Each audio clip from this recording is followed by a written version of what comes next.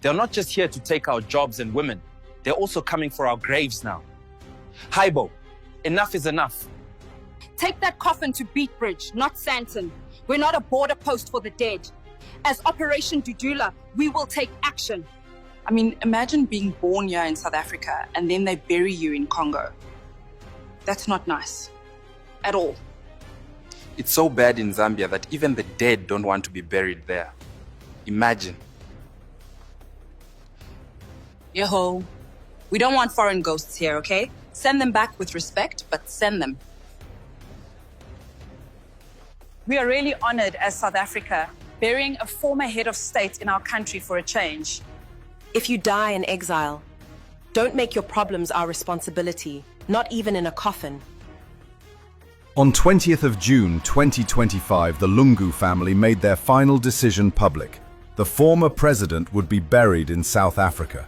The Zambian government said nothing, and the backlash began. People across the continent, especially in South Africa, were stunned.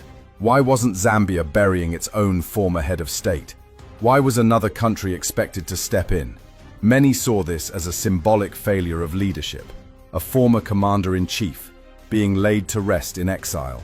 So when Lungu died in South Africa, Hichilema publicly declared 16 days of national mourning. But behind the scenes, the Lungu family was furious.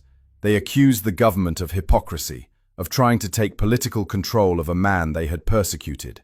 The family refused to allow Hichilema anywhere near the funeral and blocked all state-organized ceremonies. Twice they halted the repatriation of Lungu's body, first over the weekend, then again before the expected return date of June 18th. The government backed off. As the burial announcement spread, so did the anger. What started as a controversial decision quickly became a national outcry in South Africa. But this wasn't just digital noise. It escalated into something more disturbing. The threats to dig up Edgar Lungu's grave weren't isolated. They appeared dozens of times across Facebook, X, and WhatsApp groups. Some were made out of frustration. Others felt like xenophobia hiding behind patriotism. One user wrote, "We're already burying drug dealers and fake prophets from other countries. Now we're adding presidents? Not on our land." Another said, "If you bury him here, don't be shocked when we exhume him ourselves."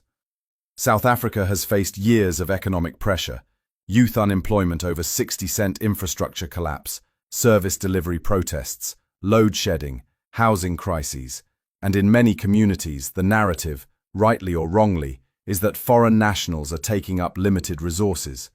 Add a foreign president being buried in South Africa, and the anger explodes. And there were practical concerns too. Which cemetery will host him? Will it be presidential or private? Who's paying for the burial plot? Will this set a precedent for others?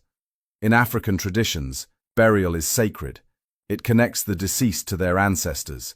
The soil matters. The land is part of your identity. So when South Africans saw a president being buried in foreign soil by choice, they saw cultural betrayal. One post read, "Even our Sangomas are confused. Who will guide his spirit home?" Another said, "In our culture, your ancestors don't follow you to rented land." The outrage wasn't just about land. It was about meaning.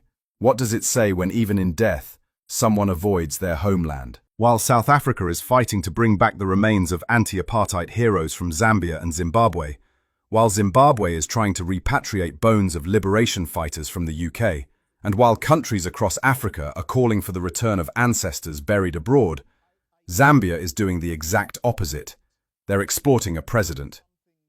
Edgar Lungu, former Zambian head of state, died on South African soil, and now his own family does not want to take him back. And South Africa? Already overwhelmed by illegal immigration, refugee crises, drug trafficking and unemployment, is now being asked to host a foreign president, permanently, in the ground. The backlash was instant. Across Twitter, Facebook, and news platforms, South Africans asked, "Why us? Why here? What are we now? The continent's burial site." Others threatened to dig up his grave. In this documentary, we unpack why Zambia refused to bury its own president, why South Africans are rejecting him too. Are South Africans going to fund the funeral? Which cemetery is he going to be laid at? What does this mean to his ancestors in African culture? Edgar Chagwa Lungu, Zambia's 6th president, ruled from 2015 to 2021. His presidency was marked by major infrastructure projects, heavy Chinese borrowing, and growing accusations of authoritarianism. By 2021, he lost re-election to opposition leader Hakainde Hichilema in a landslide. After his defeat, Lungu faded from the political spotlight, but behind the scenes, tensions remained. His relationship with the Hichilema administration was bitter, and by 2023, he was quietly living between Lusaka and South Africa.